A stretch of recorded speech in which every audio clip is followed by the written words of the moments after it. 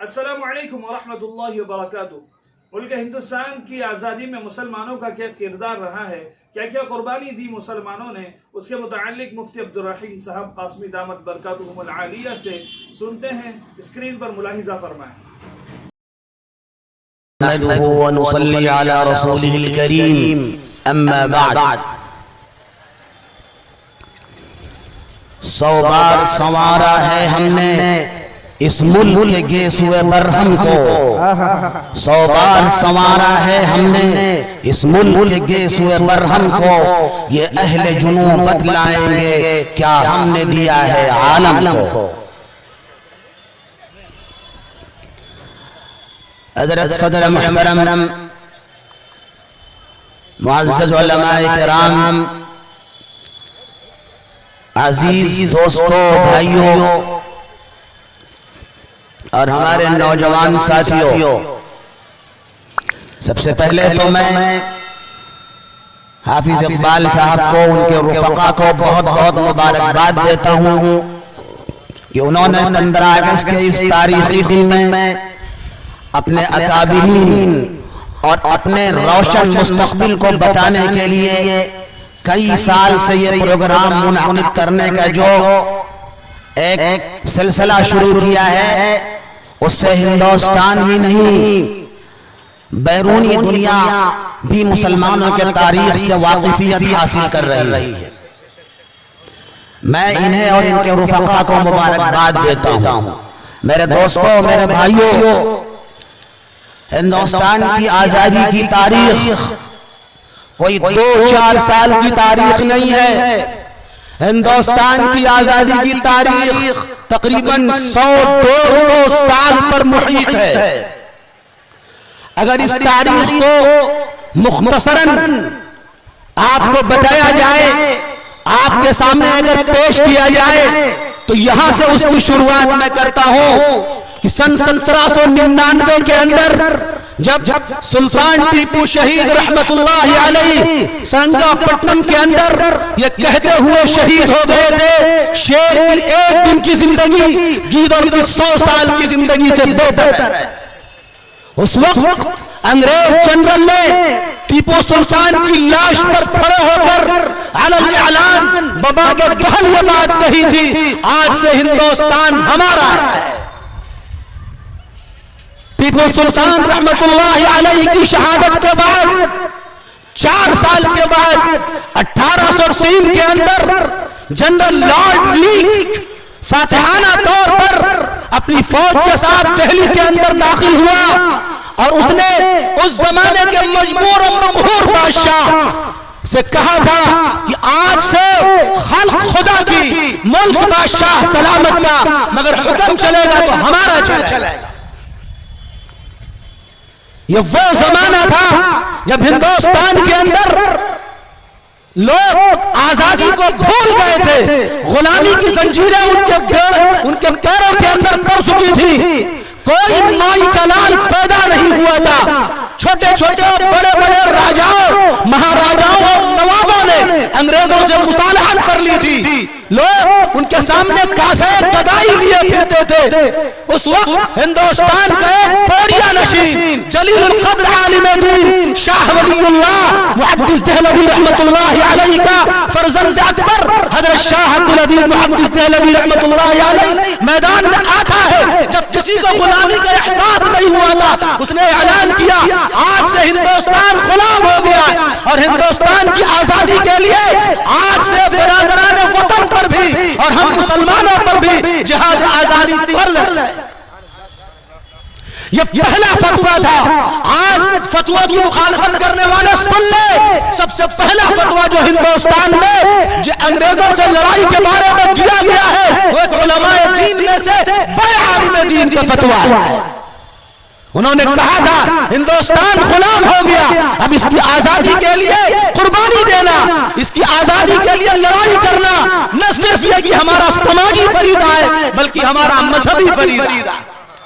حضرت شاہ صاحب رحمت اللہ علیہ انہوں نے یہ تحریک چلائی، اور انہوں نے उस बुढ़ापे के जमाने में अपने दो बड़े मुअतमद और मशहूर शागिर्द तैयार किए, हजरत सैयद अहमद शहीद राय बरेलवी रहमतुल्लाहि अलैहि और अपने नवासे हजरत शाह इस्माइल शहीद मुहद्दिस दहलवी रहमतुल्लाहि अलैहि, दोनों को तैयार किया, पूरे मुल्क में दौरा कराया। मुल्क के अंदर कोई इलाका ऐसा नहीं बचा था जहां इन दोनों ने दौरा न किया और लोगों को वाकिफ न कराया हो कि लोगों तुम कहां खो गए, कहां तुम आजादी के माहौल में सांस लेते थे और आज कहां तुम गुलामी की जंजीरों में जकड़े हुए हो, तुम्हारे पैरों के अंदर गुलामी की बेड़ियां पड़ी हुई है। हजरत शाह साहब के उन दोनों शागिर्दों ने जो रूह लोगों में फूंक दी, लोगों के अंदर बेदारी पैदा हुई। चुनांचे सबसे पहले 1831 के अंदर बालाकोट के मैदान पर पहला जिहाद आजादी हुआ है। इसमें मुसलमान अक्सरियत के तौर पर शरीक थे और हमारे बरादरान वतन भी शामिल थे। बहुत 1831 का वो जिहाद आजादी नाकाम हुआ। उसके बाद उलमा ने लोगों ने अपनी ताकत को जमा किया। 1857 का दौर आया। उस दौर के अंदर हमारे उलमाए देवबंद के सरखेल मौलाना मोहम्मद कासिम नानोतवी, हजरत मौलाना रशीद अहमद गंगोही अलैहि मरहमा, हाफिज जामिल शहीद मौलाना रहमतुल्लाह शाह अब्दाली, बड़े बड़े उलमा उसके अंदर शामिल थे।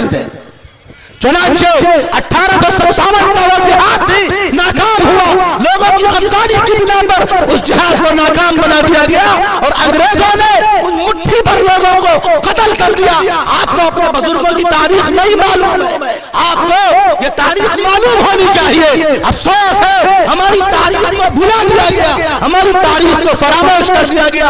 मगर याद रखें, सिलेबस से हमारी तारीख को मिटाने वाले इतिहास को, हिस्ट्री को, तारीख को मिटा नहीं सकते, बदल नहीं सकते। हमारी तारीख देखनी है। जाओ बालाकोट के अंदर, जाओ शामली के अंदर, जाओ अम्बाला के अंदर, जाओ मेरठ के अंदर, जाओ देवबंद के अंदर, जाओ मुरादाबाद के अंदर, वो इलाके हमारी तारीख के गवाह। हमारे खून की फव्वारे, हमारे खून की छींटों से वो मैदान लालाजार हो गए। 1857 गुजर गया और आपको शायद नहीं मालूम, पेशावर से लेकर चांदनी चौक तक कोई भी पेड़ ऐसा नहीं था जहां किसी आलिम दीन को फांसी न दी गई हो, किसी को सूली पर लटकाया गया। और ये मैं नहीं कहता, हिंदुस्तान की आजादी की तारीख की किताब है, अंग्रेजी के अंदर मुरतब है। मिस्टर टॉमसन ने लिखा है कि हिंदुस्तान की आजादी में जो रोल इन बोरिये पर बैठे वालों ने दिया है, उस रोल को कभी फरामोश नहीं किया जा सकता। मेरे भाइयों, 34,000 उलमाए किराम को फांसी के ऊपर चढ़ा दिया गया। मगर अफसोस है आज हमारी तारीख को मस्त किया जा रहा है, हमारी तारीख को मिटाया जा रहा है। मगर याद रख, हम वो कौम हमें मिटने वाले नहीं है। 100 बार कर चुका है इम्तिहान हमारा, 100 बार कर चुका है इम्तिहान हमारा। आगे का मिसरा आसान नहीं हमारे वजूद को मिटाना, हम मिट नहीं सकते। हमारी तारीख जिंदा और जावेद है। हमारी तारीख जाके पूछो मैदानों से, वो हमारी तारीख को बताएगी। बहरहाल मुझे तफसील का मौका नहीं, मैं आगे चलता हूँ। 1857 में नाकामी हुई। उलमा सर जोड़ के बैठे। हजरत मौलाना कासिम नानोतवी मैदान में आए, मौलाना रशीद अहमद गंगोही मैदान में आए, हाफिज जामिल शहीद आए। सबने फैसला किया अब इस तहरीक का रुख मोड़ देना चाहिए। चुनांचे 1864 के अंदर दारुल उलूम देवबंद का क़याम हुआ। दारुल उलूम देवबंद खाली एक मदरसा नहीं है, वो तहरीक है जिसने आजादी के लिए सबूत पैदा किया, जिसने आजादी के लिए मुजाहिदीन पैदा किए थे। जो लोग दारुल उलूम देवबंद के ऊपर इल्जाम तराशी करते हैं, चीजें उछालते हैं, उन्हें तारीख नहीं मालूम। उस मदरसे से एक दो नहीं, हजारों वो सबूत पैदा हुए हैं जिन्होंने हिंदुस्तान की जिहादी आजादी के लिए खून बहाया है, अपने जान को नजराना पेश किया। यही नहीं, जिन जिन लोगों ने, जिन जिन मुसलमानों ने आजादी में हिस्सा लिया था, उनकी जायदाद को कुर्क कर लिया गया, उन्हें जहर दे दिया गया और उन्हें सबसे कम जो सजा दी गई वो काला पानी में फेंक दिया गया जजीरा अंडमान निकोबार के अंदर। और 5000 मुसलमान की तादाद मौजूद है किताबों के अंदर जिन्हें जजीरा अंडमान निकोबार के अंदर काला पानी की सजा हुई, जहां उनको जाने के बाद न उनकी जिंदगी की खबर न उनकी मौत की खबर। یہ مسلمانوں کی تاریخ ہے، مگر افسوس اس تاریخ کو بھلا دیا گیا۔ بہرحال میں آگے چلتا ہوں۔ دارالعلوم دیوبند کا قیام عمل آیا، دارالعلوم کا پہلا ثبوت ہے مولانا محمود حسن دیوبندی رحمت اللہ علیہ۔ وہ دبلا پتلا آدمی، وہ نحیف البدن آدمی، وہ کمزور بدن والا آدمی کھڑا ہو گیا۔ اس نے ہندوستان کی جہاد آزادی کے لیے جو لڑائی لڑی ہے، جو قربانیاں دی ہے، وہ قربانیاں تاریخ کے سنہرے اوراق کے اندر محفوظ ہیں۔ اپنے تو اپنے غیر بھی اس کو مانتے ہیں۔ حضرت شیخ الہند وہ آدمی ہے جنہوں نے ہندوستان کو آزاد کرانے کے لیے ریشمی رومال کی تحریک شروع کی تھی۔ بڑا لمبا واقعہ ہے، اگر وہ تحریک کامیاب ہو جاتی ہندوستان میں معلوم کتنے سال پہلے آزاد ہو چکا ہوتا۔ اللہ اکبر، اللہ اکبر۔ حضرت شیخ الہند کو قید کیا انگریزوں نے، غداری کا مقدمہ ان کے اوپر چلا۔ بڑے بڑے سورما جو اپنے آپ کو کہتے تھے، انہوں نے انگریزوں کے سامنے کاسے گدائی لے کر بھیک مانگ کر اپنی جان بچائی۔ ہمارے اکابر ہیں وہ، ہمارے علماء ہیں وہ، ہمارے بزرگ ہیں، انہوں نے کبھی سمجھوتا نہیں کیا۔ اللہ اکبر، اللہ اکبر۔ حضرت شیخ الہند وہ آدمی ہے جنہیں مالٹا کی قید کے اندر 3.5 سال سے زائد قید بامشقت کے طور پر رکھا گیا۔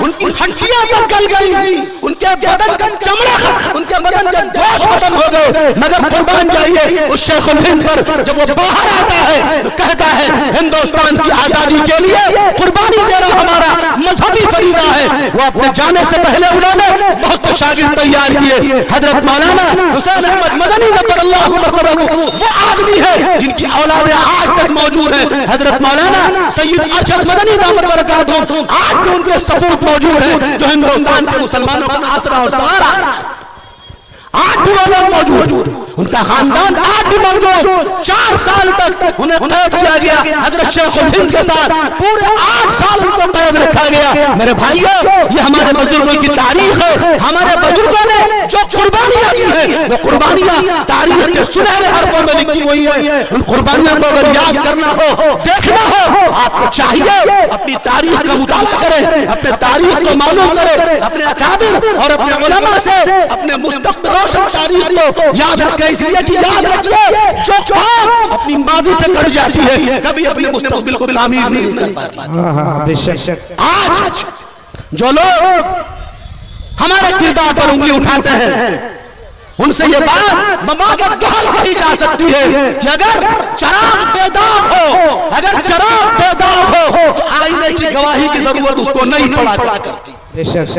اور اگر ضمیر زندہ ہو، اگر دل کے اندر سچا دل ہو تو بد اعتمادی کسی کو اچھی نہیں لگتی۔ جن کے ضمیر گندا ہو گئے، جن کے ضمیر بدبودار ہو گئے، وہ کیچڑ اچھالنے لگے، وہ برا بھلا کہنے لگے۔ ورنہ ہندوستان کی تاریخ بڑی سنہری ہے، ہمارے اکابر نے قربانیاں دی ہیں۔ ان قربانیاں کے مقابلے میں کسی کی قربانیاں میں مماغت دہل کہتا ہوں، وہ قربانیاں سامنے نظر نہیں آتی۔ آئیے اخیر میں اس ترنگے جھنڈے کی جو علامت ہے، جو 3 رنگ ہے، وہ تینوں رنگ ہمیں کوئی پیغام دیتے ہیں۔ جو اوپر والا کیسریا رنگ ہے وہ پیغام دیتا ہے اپنے اندر بہادری پیدا کرو، اپنے اندر ہمت پیدا کرو، تم ہمت سے کام لو، تمہیں بزدل نہیں بننا ہے۔ تم کس کی اولاد ہو؟ صدیق اکبر کی اولاد ہو، عمر فاروق کی اولاد ہو، عثمان غنی کی اولاد ہو، علی مرتضیٰ کی اولاد ہو، حسن حسین کی اولاد ہو، تم اکابر دیوبند کی اولاد ہو، علماء صادق پور کی اولاد ہو۔ تمہیں بزدل نہیں بننا چاہیے۔ اور بیچ والا جو سفید نشان ہے وہ اس بات کا پیغام دیتا ہے امن اور شانتی۔ ہندوستان میں امن اور شانتی یہی سب سے مقدم ہے۔ جو جہاں بھی رہے، ہم اپنے مدرسوں کے اندر امن سے رہیں، آپ اپنے اسکولوں میں امن سے رہیں، آپ بازاروں میں امن سے رہیں، آپ کالجوں میں امن سے رہیں، ہر آدمی اپنے اپنے مقام پر امن سے رہے۔ اور جو آخری نیچے والا حصہ ہے ہرا رنگ، وہ یہ پیغام دیتا ہے ہندوستان ہمیشہ ہمیشہ خوشحال رہے، سرسبز و شاداب رہے۔ ہندوستان کی سرسبزی و شادابی اسی کے اندر مضمر ہے۔ ہم مل جل کر رہے، ہم اتحاد و اتفاق سے رہے، ہندوستان سرسبز و شاداب ہو جائے گا، ہندوستان خوشحال و ترقی میں آ جائے گا، نفرت کا بازار ختم ہو جائے گا۔ لہذا آئیے آج کے دن ہم عہد کرتے ہیں، سنکلپ لیتے ہیں اور یہ وعدہ کرتے ہیں اس آزادی کا جو قیمتی موقع ہے اس کو اپنے ہاتھ سے جانے نہیں دیں گے، اور اپنے بزرگوں کی جو تاریخ ہے اس کی بنا پر اپنے مستقبل کو تعمیر کریں گے۔ وَمَا عَلَيْنَا إِلَّا الْبَلَاغُ وَالسَّلَامُ عَلَيْكُمْ وَرَحْمَةُ اللَّهِ۔